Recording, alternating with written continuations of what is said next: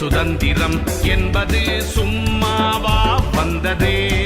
பிளாசி முதல் செங்கோட்டை வரை உரை ஓவியம். சுதந்திரம் என்பது சும்மாவா வந்ததே.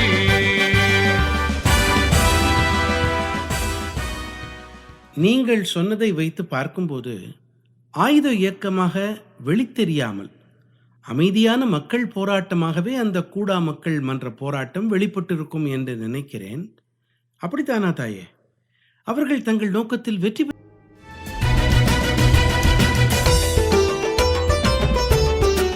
பிளாசி முதல் செங்கோட்டை வரை உரை ஓவியம் கேட்டீர்கள். ஆசி கூறி வாழ்த்திடவே அஞ்சிடுவார் பெரியோர், மாசு பேசி மயக்கிடவே முனைந்து நிற்கும் சுற்றம். இருந்த போதும் லட்சியத்தில் வீறு நடை போட்டு இன்னுயிரை தந்தவர்கள் எத்தனையோ எத்தனை. படைப்பு சென்னை வானொலி நிலையம்.